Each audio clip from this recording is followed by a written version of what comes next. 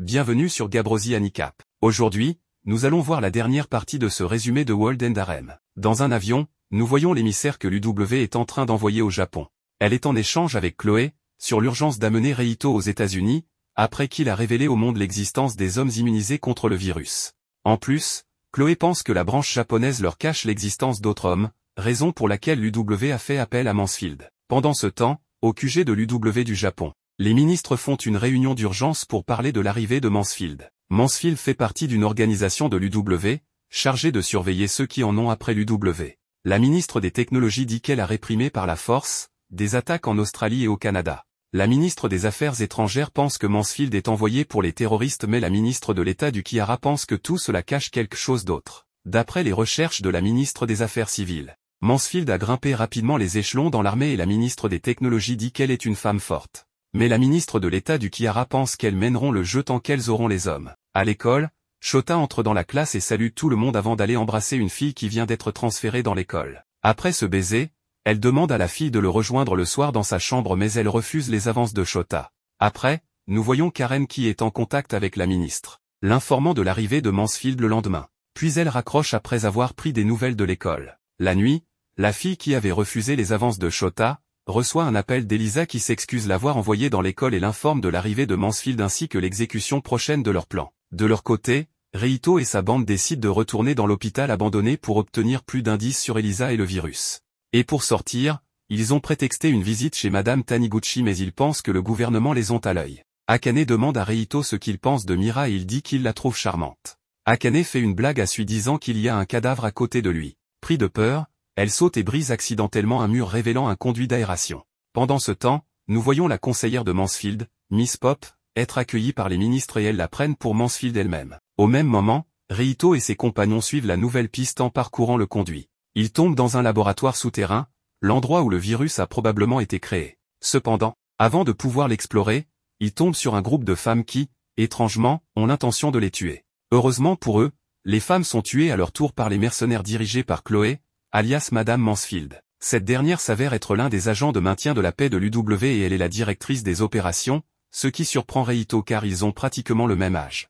Elle révèle qu'elle est venue au Japon après le passage de Reito à la télé pour enquêter sur lui et les 5 ministres. Soudain, le bâtiment commence à trembler et Sui propose qu'ils partent sans attendre. Alors que Chloé sauve le groupe de l'explosion de l'hôpital, apparemment provoquée par une bombe à retardement et ils embarquent dans un hélicoptère pour partir. Reito se dit qu'ils étaient sur le point de percer le mystère du virus. La nuit, nous voyons Karen se réjouir en disant que l'école est une véritable forêt de chair pour Shota. Elle va même plus loin en disant qu'elle peut être considérée comme un élevage de bétail. On voit Oshino qui est attrapée alors qu'elle essayait de s'échapper. Dans l'hélicoptère, Chloé demande à Reito s'il est vraiment le seul homme survivant et demande aussi à quoi servait l'hôpital. Pendant ce temps, les autres ministres ont une réunion avec la conseillère Pop, tout en livrant la ministre des Technologies en pâture, ce qui leur permet de se laver les mains dans cette histoire. Mais Pop pense qu'elles sont toutes impliquées. Après que Pop leur a demandé s'il y a d'autres hommes comme Reito, elles font intervenir des agents pour l'arrêter mais elle se retourne contre eux sous les ordres de Shuto. Sans attendre, Pop met en état d'arrestation les autres ministres sauf la traîtresse, en les accusant de crimes contre l'humanité, de désobéissance à l'UW, absence de rapport et exploitation du peuple. Après les explications de Chloé, Reito comprend maintenant qu'Elisa s'est attirée des ennuis en voulant percer le mystère du virus MK. Chloé explique aussi qu'il y a de plus en plus d'attaques terroristes de par le monde à cause des inégalités sociales et bien d'autres facteurs. Elle lui montre l'image d'Elisa disant qu'elle fait partie du groupe terroriste. Reito ne peut pas croire cela car l'Elisa qu'il connaît n'est pas du genre terroriste mais plutôt souriante, joviale et attentionnée envers tout le monde. Pendant ce temps, dans l'école, Shota a fini par avoir pitié de son esclave et la couvre. Soudain, une explosion se produit détruisant une partie de l'école. Chloé révèle qu'il s'agit d'une attaque des terroristes dans le but de capturer un homme résistant au virus comme Reito. Shota fait un rêve dans lequel il se rappelle de sa discussion avec Yuzuki qui lui dit qu'il est un garçon fort et intelligent. Shota, qui a été blessé dans l'explosion, se réveille à l'hôpital et il voit Karen qui se tient devant lui très contente. Après que les infirmières sont parties, il demande à Karen de lui expliquer ce qui s'est passé. Elle lui dit que des terroristes ont voulu le kidnapper. Karen lui dit que la tentative de kidnapping dont il est l'auteur est la conséquence de la domination de l'UW. Soudain, les filles entrent dans la salle, très contentes de le voir en vie. Elles se jettent sur lui disant qu'elles étaient trop inquiètes durant sa convalescence. Après, Shota se rend sur le toit de l'école avec Karen. Il demande si ce n'est pas dangereux de rester dehors mais Karen le rassure qu'il n'y a pas de danger. Karen lui dit qu'il y avait une espionne parmi les filles. Après avoir sauvé Erika pendant l'attaque, Karen demande à Shota s'il la déteste vraiment. Et il répond qu'il a agi sans réfléchir mais Karen lui dit de faire attention à lui car il est un trésor de l'humanité. Pensant toujours qu'il est le seul homme sur Terre, Karen lui révèle l'existence des 4 autres hommes. Shota commence par flipper, repensant à tous ces moments pénibles qu'ils avaient passés à être harcelés. Karen lui dit qu'ils vont devoir quitter la ville de Kémon pour se rendre à Tokyo car les envoyés de l'UW s'y trouvent. Shota lui demande ce qu'elle manigance et elle lui révèle tout en souriant qu'elle veut contrôler le monde, ce que Shota trouve très ambitieux. C'est pour cela que Karen veut faire de Shota le numéro 1 mondial chez les hommes. Shota veut bien écouter le plan de Karen mais avant ça, il lui demande si elle voudra porter son enfant. Elle dit que si c'est ce qu'il souhaite, elle pratiquera le matting avec lui mais après avoir eu son bébé, elle continuera son rôle actuel. Alors, Shota accepte de l'aider. Pendant ce temps, nous voyons l'espionne qui les regarde au loin. Après, elle contacte Elisa et s'excuse de ne pas avoir pu capturer Shota. Mais Elisa dit que ce n'est pas grave et elle lui dit de faire attention à elle. Dans une autre scène, on peut voir les membres du groupe d'Elisa avec une capsule en leur possession. À l'intérieur, on peut voir l'un des hommes cryogénisés. Et nous pouvons clairement voir qu'elles sont très ravies d'avoir mis la main dessus, ce qui constitue un atout majeur dans l'exécution de leur plan. La ministre contacte les responsables des hommes, les demandant de faire le nécessaire pour le transfert de Kyoji vers le QG de l'UW car Reito et ses responsables sont déjà avec eux. Katajiri demande à la ministre pourquoi est-ce qu'elle leur donne les ordres, et elle dit qu'elles auront le détail plus tard. Pendant ce temps, Chloé discute avec Reito disant que les terroristes ont profité de l'arrivée de leur délégation pour perpétrer plusieurs attentats. Elle dit que si la branche japonaise de l'UW les avait avertis de la présence des 4 autres hommes, elles auraient pu éviter tout cela. Reito veut savoir quel est l'objectif des terroristes mais Chloé dit qu'elle ne sait pas mais pense que c'est à cause de la tyrannie des ministres. Elle confirme une fois encore à Reito qu'Elisa est un membre très éminent des terroristes. Elle dit qu'elle trouve Reito admirable car il ne s'est pas plié aux ordres du gouvernement, voulant le forcer à pratiquer le matting, ce qui n'est pas le cas de Kyoji puis elle part. Après on peut la voir faire des rapports à ses supérieurs qui sont anonymes, disant qu'elle a bloqué le matting de Kyoji et Reito et elle a localisé Shota. Ses supérieurs lui demandent si Kyoji est d'accord avec l'annulation du programme de matting. Elle dit qu'il est d'accord pour l'instant et elle pense qu'il a trouvé une fille qu'il aime plus que les autres. Pendant cette nuit, Reito reçoit un message du pendentif d'Elisa, signalant qu'elle est au Japon ce qui surprend Reito car le pendentif s'affiche toujours à l'étranger.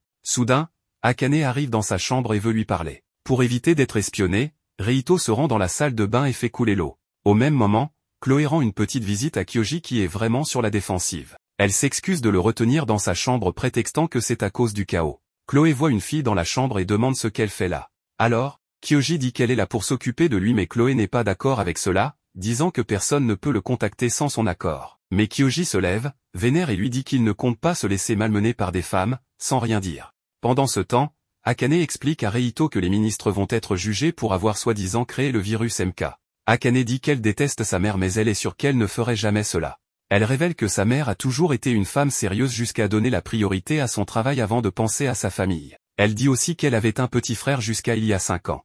Le jour de son enterrement, sa mère n'était pas venue. Reito lui suggère qu'il aille parler à la mère d'Akane et il compte faire une demande auprès de Chloé. Elisa et son organisation piratent les ondes de la chaîne de télévision mondiale et révèlent que leur groupe s'appelle Izanami et qu'il ne s'agit pas de terroristes mais d'un groupe de rebelles contre l'UW. Pour prouver que l'UW ne fait que mentir, elle montre l'homme qu'elles avaient kidnappé et il s'appelle Zen Kinebushi. Elle dit que tout comme Reito, il est également validé en bonne santé. Elle dit que toutes les femmes au sommet de l'UW cachent l'existence de ces autres hommes au monde. Elle affirme avoir la preuve d'un crime commis par l'UW. Elle dit qu'elles ont découvert des débris de satellites dans un pays lointain et que dans ces débris, elles ont détecté une très grande concentration du virus dans l'un d'eux. Elles affirment avoir retrouvé le nom de la directrice de cette société fabriquant les satellites et qu'elle siège au QG mondial de l'UW. Elle affirme alors qu'il y a de grandes chances que les pontes de l'UW soient à l'origine de la dispersion du virus dans le monde. Elle poursuit disant que l'UW a pour but d'éradiquer tous les hommes de la planète et créer un monde uniquement composé de femmes. Les dirigeants de l'UW travaillaient à la création d'humains sans hommes et dès que cela se produira, les hommes seront tous tués, c'est pourquoi il fallait arrêter l'UW. Ils exigent que tous les hommes en stase et ceux qui sont réveillés leur soient remis. Elles exhortent le peuple à protéger leurs familles qui sont encore cryogénisées. Elisa continue son discours en disant qu'un monde sans hommes n'a pas de sens. Avant qu'elle ne termine, l'UW reprend le contrôle de la télévision tout en clamant haut et fort à la population de ne pas se laisser induire en erreur. Après la diffusion, Reito rend visite à Chloé pour savoir à quoi riment les propos d'Elisa mais elle dit que si elle voulait réellement la mort des hommes, Reito ne serait plus de ce monde. Mais celui-ci dit que sa popularité est l'une des raisons pour lesquelles il est encore en vie. Chloé dit qu'elle comprend le fait de faire confiance à sa petite amie mais pour elle, Elisa est une terroriste. Après, nous voyons Chloé en pleine discussion avec ses mystérieuses supérieures, qui lui font savoir que la transmission d'Izanami n'a pas été diffusée chez eux. L'une des voix lui dit que leur projet ne peut plus être arrêté maintenant. Cette même voix lui dit qu'elle doit réussir à manipuler les hommes avec grand soin mais surtout Reito. Reito pense qu'il doit rencontrer Elisa à tout prix. Akane se remémore sa visite à sa mère. Pendant que le chaos règne à l'extérieur, sa mère comprend aussitôt que la population s'est révoltée et sa perspicacité surprend Akane. La vieille est surprise du timing précis pendant lequel le QG mondial de l'UW est intervenu. Akane s'excuse en disant qu'elle n'est pas là pour la sauver mais pour avoir des réponses à des questions. Avec les réponses qu'elle a eues à ces questions, Akane suggère qu'il parte. Alors Reito propose qu'il continue cette discussion dans sa chambre. À peine dans le salon que Sui remarque qu'il y a quelqu'un dans sa chambre. Il ouvre la porte pour entrer mais la chambre est déjà occupée par Shota et Karen, un Shota qui semble avoir subi une chirurgie plastique. Dans un flashback, nous voyons Shota dans un tube disant qu'il ne pensait pas y retourner aussi vite mais Karen lui dit que cela ne durera plus 5 ans. Il demande à Karen s'il est sûr de vouloir raccourcir sa jeunesse. Ce à quoi elle répond qu'il est maintenant possible de conserver l'aspect jeune d'une personne pendant 30 ans avec des techniques d'anti-vieillissement. Elle appuie sur un bouton et un liquide remplit le tube. Quelque temps après, on peut voir la naissance d'un nouveau Shota qui n'a plus de problème de vue. Il sort du tube et Karen l'emmène pour l'habiller. Shota même est étonné par sa propre transformation. De retour au présent, Reito et Shota se serrent la main. Les filles disent à Karen qu'il est interdit d'entrer dans la chambre de Reito sans permission.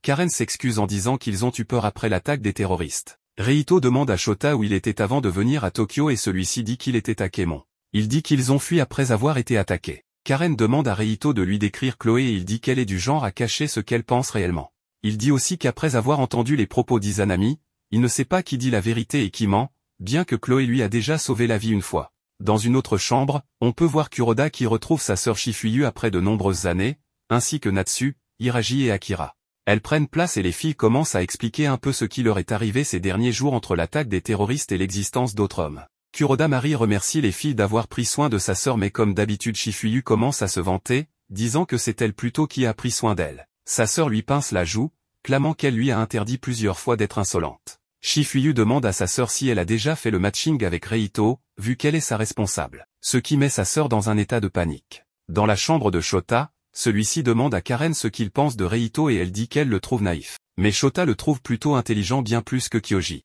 Il demande des nouvelles de Yuzuki mais Karen lui dit qu'elle ignore où elle se trouve actuellement. Ce qu'elle sait est qu'elle est en lieu sûr. Pendant ce temps, Reito rencontre Mira dans sa chambre pour discuter. Pour ne pas être espionné, il décide qu'ils discutent dans la salle de bain.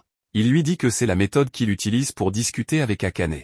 Entre les actes terroristes et l'arrestation des ministres, Reito propose à Mira de s'échapper avec eux, afin qu'il puisse trouver Elisa. Mira lui demande s'il a pensé au fait qu'elle peut tout raconter à l'UW mais Reito avec un sourire dit qu'il sait qu'elle ne le fera pas. Il dit qu'il a confiance en elle car depuis son réveil, elle s'est bien occupée de lui et elle était très gentille. Mais elle refuse de les suivre. Elle dit qu'elle acceptera si seulement Reito s'accouple avec elle. Reito lui dit alors qu'elle fait cela parce qu'elle ne veut pas venir avec lui car il sait très bien qu'il va refuser. Elle commence à pleurer disant qu'elle veut partir avec lui mais qu'elle ne le peut pas. Ainsi nous voyons un souvenir de Mira quand elle était enfant, dans lequel on lui a toujours présenté Reito. Et au fil des années, elle a commencé à avoir des sentiments pour lui. Soudain, Madame Pop arrive et leur dit de la suivre. Pendant qu'ils marchent vers je ne sais où, Pop révèle qu'elles ont arrêté Akane et Sui.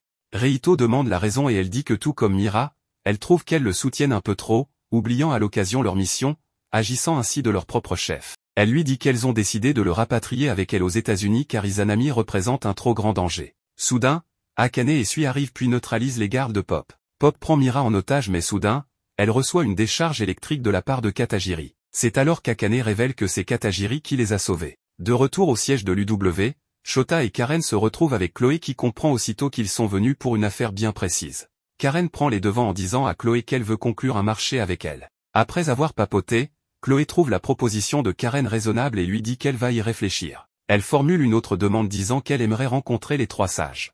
Il s'agit d'un groupe de 3 femmes de différents âges et des origines diverses mais leurs points communs sont leur intelligence très rare et ainsi que leur répugnance pour les hommes.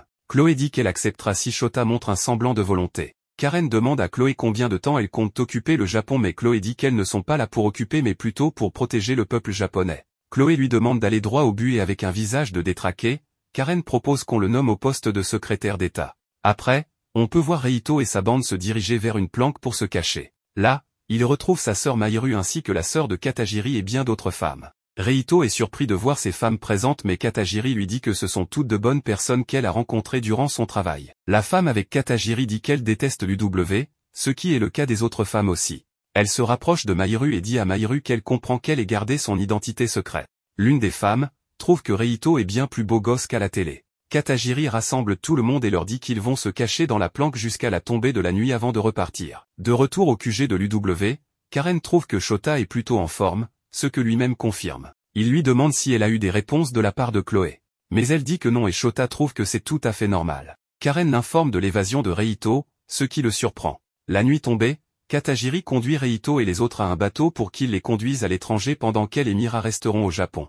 Katajiri promet à Reito de faire de son mieux pour protéger son frère qui est cryogénisé. Mais avant de partir, Reito discute seul avec Mira, la remerciant pour tout ce qu'elle a fait pour lui. Mira rétorque disant qu'elle était très ravie d'avoir pu le servir. Reito la prend dans ses bras lui promettant qu'il reviendra un jour. Peu après, on peut voir le bateau quitter et prendre le large. Et sur le bateau, on peut voir une fille encapuchonnée dire qu'ils vont se diriger vers le sud en direction de Taïwan. Puis elle révèle son visage et on peut voir que c'est l'espionne de l'école de Shota. Elle dit qu'Elisa les attend sur place.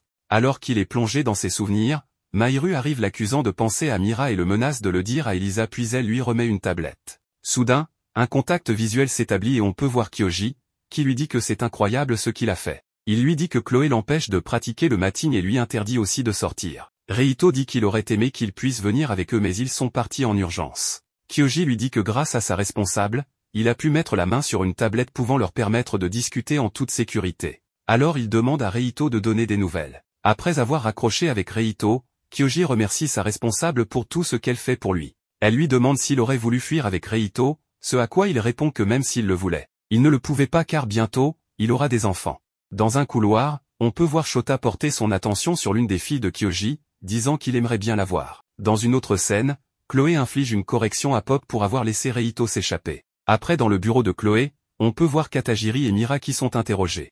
Katajiri endosse toutes les responsabilités, ce que Chloé trouve intéressant avant d'ordonner qu'on les enferme. Et maintenant Chloé compte lancer l'étape d'extermination des hommes. Peu de temps après, le bateau de Reito et ses amis accostent puis ils se rendent au point de rendez-vous. Peu après, Elisa arrive sur les lieux et ils courent l'un vers l'autre. Reito sans mots, la prend fortement dans ses bras. Reito lui dit que maintenant qu'ils sont ensemble, ils vont pouvoir trouver un remède au virus. Et nous voilà donc à la fin de ce résumé.